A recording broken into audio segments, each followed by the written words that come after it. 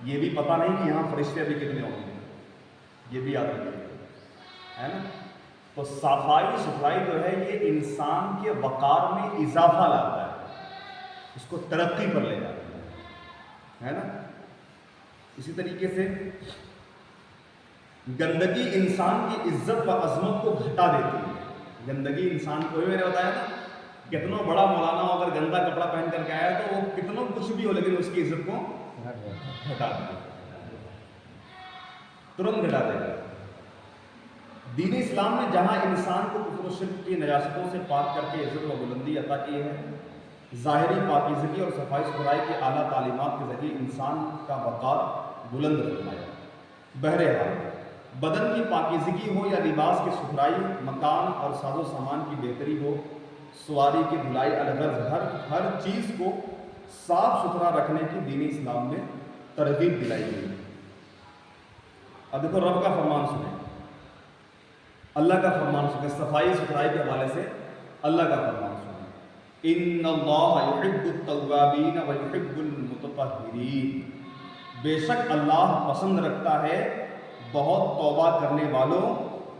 کو اور پسند رکھتا ہے ستھروں کو۔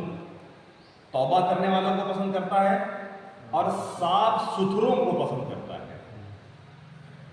گناہ ہو جائے توبہ کرنے والوں کو پسند کرتا ہے اور صاف ستھرا رہنے والوں کو پسند کرتا ہے۔ تو ہمیں دونوں پر عمل کرنا ہے انشاءاللہ۔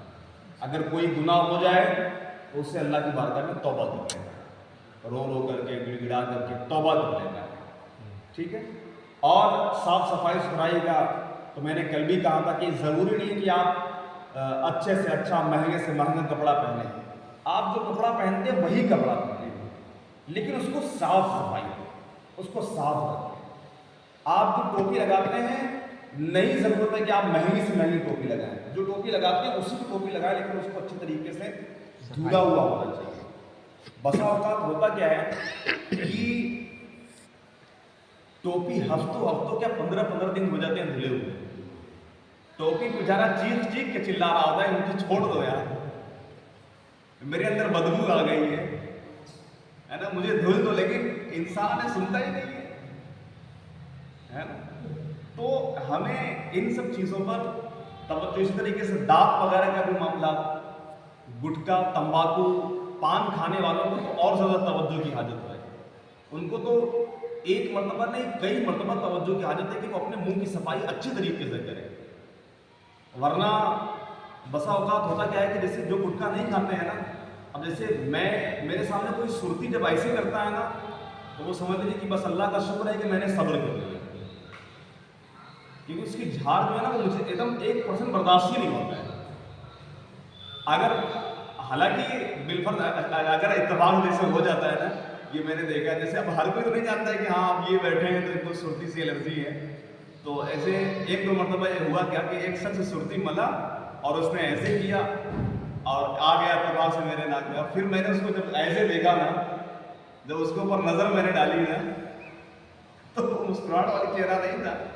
وہ ایسے ہی جب نظر ڈالا نا وہ چونک گیا، لگتا ہے حضرت کو درد یعنی دقت پہنچ گئی، تکلیف پہنچ گئی، تو اس نے کہا معافی چاہتے ہیں۔ تو یعنی جو نہیں کھاتا نا اس کو پسند نہیں کرتا،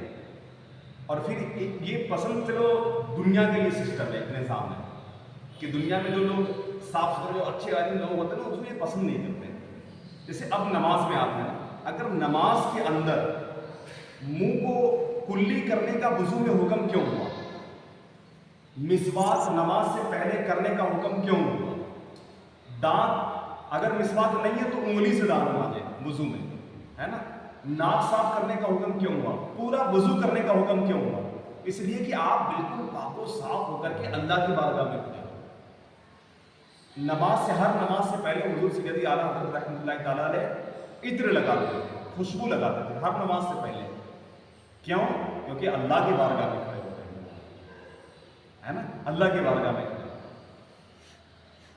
تو منہ کی صفائی نا ہمارے لیے بہت ضروری ہے، کیونکہ اللہ کے فرشتے جو ہوتے ہیں، جب سوچو دنیا کا جو انسان ہے اس کو اتنی تکلیف ہو رہی ہے، جو فرشتے ہیں ان کو کتنی تکلیف ہوگی، اور واقعی فرشتوں کو بہت تکلیف ہوتی ہے، ہماری منہ کی بدبو فرشتوں کو بہت تکلیف دیتی ہے۔ تو ہمیں اپنی منہ کی صفائی بھی بہت کرنا چاہیے، ہے نا، اچھی طریقے سے کرنا چاہیے۔ پان گٹکا کھانے والے کثرت سے ان کو تو بلکہ ڈاکٹر سے کوئی مشورہ لے کر کے کوئی ایسا پیسٹ، کوئی ایسا منجن مشورہ لے کر کے ان سے پوچھ لینا چاہیے کہ ایسا کوئی منجن مجھے بتا دیجیے کہ تاکہ، چونکہ دانت پھنس جاتے ہیں نا سب پورا، اس کے اندر سب پورا ایک سے ایک چیزیں پھنس جاتا ہے،